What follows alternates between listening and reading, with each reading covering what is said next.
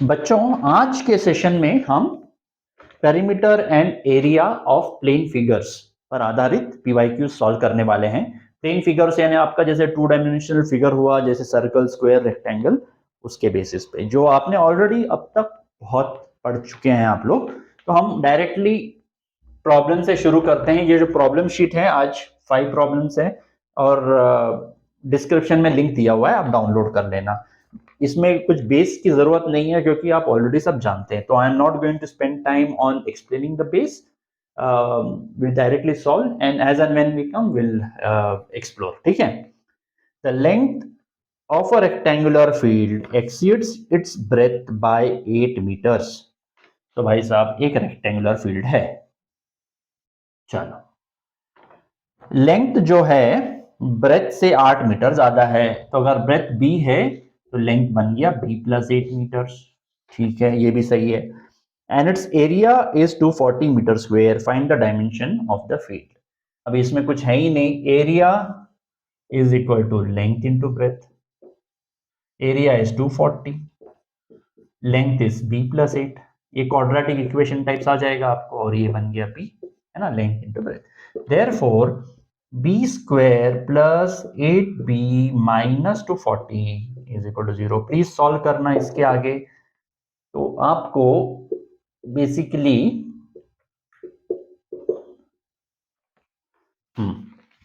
ऐसे दो नंबर्स चाहिए, जब मल्टीप्लाई करो तो माइनस, यानी बेसिकली 1 इंटू माइनस 240 माइनस 240। ऐसे दो नंबर जब मल्टीप्लाई करो तो माइनस 240 आना चाहिए और ऐड करो तो 8 आना चाहिए। तो मेरे ख्याल से 20 इंटू 12 240 बनता है। साइन को थोड़ा टेक केयर करना पड़ेगा। अगर मैं यहाँ डालूंगा तो 240 बनेगा, but when I add them minus 8 बनेगा, इसलिए यहाँ नहीं चाहिए, यहाँ करेंगे। 240 बना क्या बना, ऐड करूंगा तो 8 बना क्या बना। ठीक है, ये बन जाता है। देयरफॉर ये मिडल टर्म को ऐसे लिखो, 20b minus 12b minus 240 is equal to 0। तो ये बन गया b plus 20 minus 12 b plus 20। Therefore मैं बहुत ज्यादा स्टेप्स ले रहा हूं बाकी बच्चों के लिए, जिनको नहीं समझ में आएगा अगर मैं स्किप करूंगा, इसलिए। Therefore b is equal to minus 20 और b is equal to 12। Minus 20 possible नहीं है क्योंकि ब्रेथ नेगेटिव नहीं हो सकता। b इज इक्वल टू 12 और length is equal to 20 metres, है ना। The dimension of the field is length is 20 metres, breadth is 12 metres. हो गया आपका problem solve. Dimension is 20 metres into 12 metres. चलो, let's move on to the second problem. पढ़ना शुरू कर दो। आपको ये सब छोटी कक्षा में आपने इसको सॉल्व किया है, इसलिए मेरा वेट मत करना, आप सॉल्व करते जाना। ठीक है, let's move on with the next problem. Start reading and try to do it on your own. Alright, तो क्या है ये? Sum of the square areas of two squares is 400 centimetre square. दो स्क्वायर्स हैं, दोनों का एरिया ऐड किया तो 400 सेंटीमीटर स्क्वायर है। If the difference of their perimeter is 16 centimetre, find the sides of the two squares. Okay, तो let the big square side of the big square be SB and side of small square be SS। Small square का side है SS और big square का side है SB।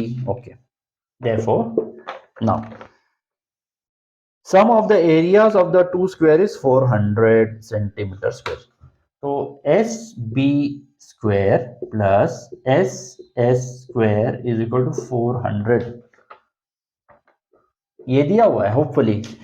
Area of a square क्या है? Side square है, जो भी साइड है वो इनटू से। तो बेसिकली बिग स्क्वायर का साइड जो है स्क्वायर करो प्लस स्मॉल साइड स्क्वायर का जो साइड है वो स्क्वायर करो, दोनों ऐड करो तो 400 है। ये फर्स्ट आपका दिया हुआ है उसने। Difference of there parameters is 16 centimetre. So perimeter of big circle minus perimeter of small circle is equal to 16.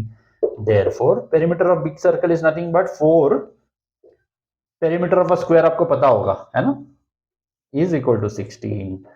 Therefore SB is equal to SS plus 4. तो ये आपको समझ में आ गया क्या नहीं, यहां से कैसे आया, नहीं समझ में आया तो सोचो कैसे, बट अभी धीरे धीरे आपको समझ में आ जाना चाहिए। ठीक है, ये हम इसमें डाल देते हैं। तो ये क्या बन गया आपका, S S plus 4 whole square plus S square is equal to 400, है ना। Therefore S square plus 8 plus 16 plus 400, समझ में आ गया ना। ये a plus B the whole square, A square plus 2ab plus B square plus ये जो भी बाहर का है वैसे लिखो, स्क्वायर प्लस 2 बन गया, एक ये और एक ये ऐड करो, plus minus 384, is it right, 384। ठीक है, इसमें ये बन जाएगा, दो एक्चुअली कॉमन निकालो। अगर आप इसको फैक्टराइज करेंगे तो आपको आएगा -16 और 12। नाउ -16 इज नॉट पॉसिबल, तो स्मॉल सर्कल का स्मॉल स्क्वायर का साइड है 12, तो S B will become 12 plus 4 is equal to 16 centimetre, और ये है 12 सेंटीमीटर। ठीक है ना। तो आपका ये प्रॉब्लम हो गया सॉल्व। आपको पूछा था find the sides of the two squares, the sides of the two squares are 12 centimetre and 16 centimetre. Okay, so fully ये समझ में आ गया। Let's move on to the next problem, the third problem for the day. All right,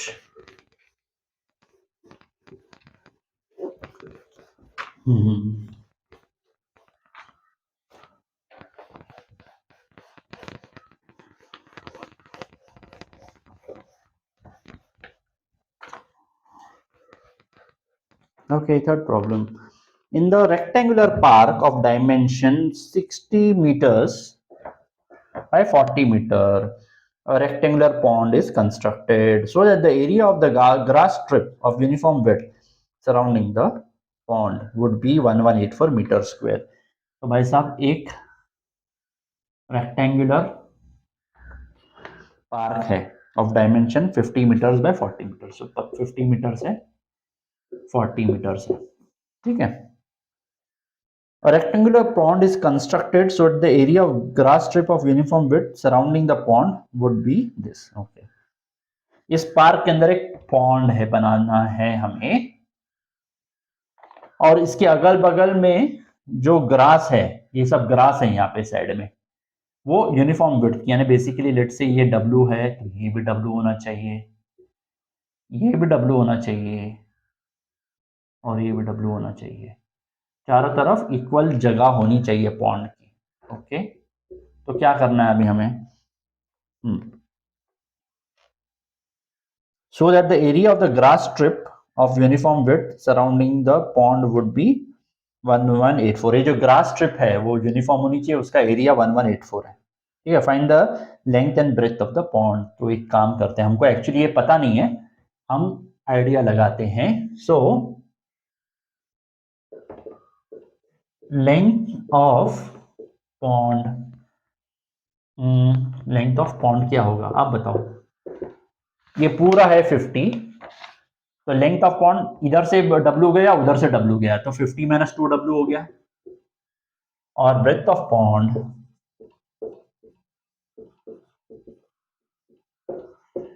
पूरा 40 है, लेकिन इधर से W गया इधर से W गया, तो ये बन गया है 40 माइनस 2W। ठीक है, लेंथ ऑफ पॉन्ड मिल गया, ब्रेथ ऑफ पॉन्ड भी मिल गया आपको। ठीक है, now area of park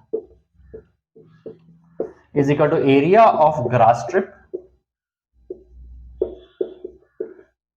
plus area of pond.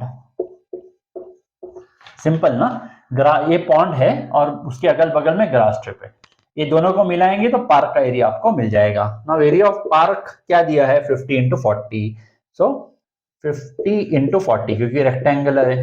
Grass strip उन्होंने ही बता दिया कि it should be 1184 plus area of pond. Area of pond क्या है, 50 माइनस 2W, 40 माइनस 2W, ऐसा है। तो ये बन गया आपका 2000 is equal to 1184 plus, expand करो इसको, 2000 minus 100W plus minus 80W plus 4W square. Hopefully समझ में आ गया ना, ये ओपन करना है, इससे इसको मल्टीप्लाई 2000, इससे इसको किया minus 100W minus 80W plus 4W square, ऐसे बन गया।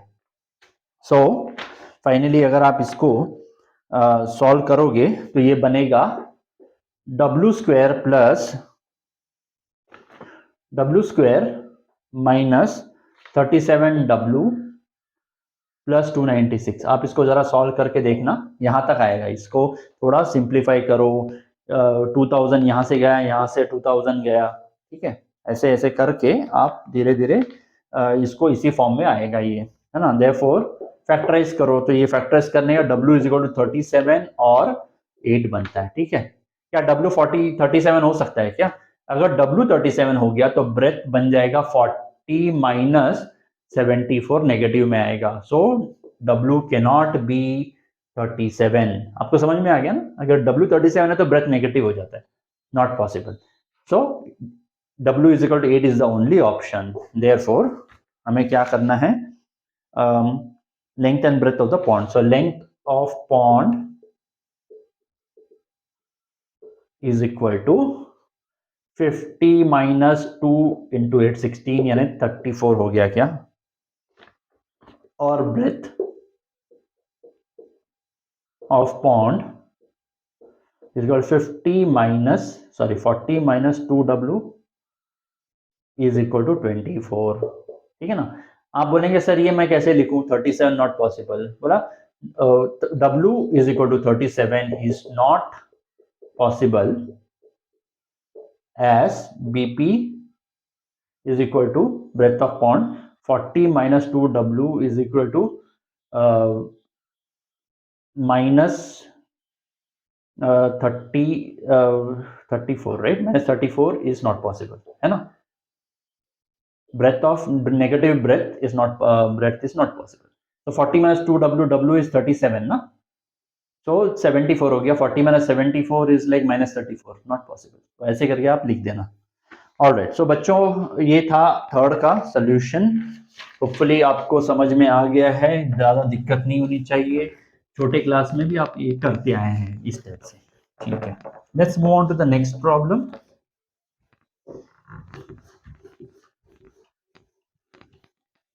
पढ़ना शुरू करोगे। These are very simple problems and these are from SQP यानी सैंपल क्वेश्चन पेपर्स, जो CBSE ने रिलीज किया था, वहां से उठाया है।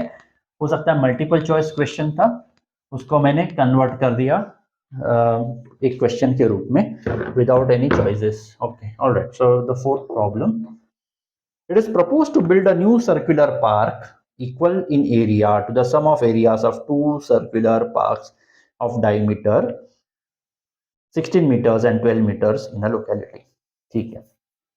सो नया पार्क बनाएंगे जिसका एरिया दो छोटे पार्क को मिलाकर जितना एरिया होता है उतना होना चाहिए। What is the radius of the new park, ठीक है। तो इसको कैसे करेंगे, area of park is equal to area of first park plus area of second park, है ना। दो पार्क का एरिया मिला के नए पार्क का बनाएंगे। पाई आर्क पहले वाले पार्क का रेडियस क्या है, 8 है, डायमीटर 16 है, यानी 8 रेडियस हो गया, प्लस पाई, और दूसरे वाले का क्या है, 12 यानी 6 हो गया रेडियस। तो ये बन गया 64 pi plus 36 pi is equal to 100 pi. तो क्या पूछा उन लोगों ने, what is the radius of the new park? So it is nothing but radius of the new park be R pi R square. अगर ऐसा है therefore R square is equal to 10 100, therefore R is equal to 10 metres. Hopefully समझ में आ गया है ना। दो छोटे पार्क थे, उनका एरिया मिला के 100 पाई बन गया। वो बड़े पार्क का एरिया होना चाहिए, that is nothing but pi R square. तो पाई गए R square is 100, R is equal to 10, तो 10 मीटर होना चाहिए, तब ये पॉसिबल है। ऑलराइट, तो fifth problem, let's start with the fifth problem, है ना।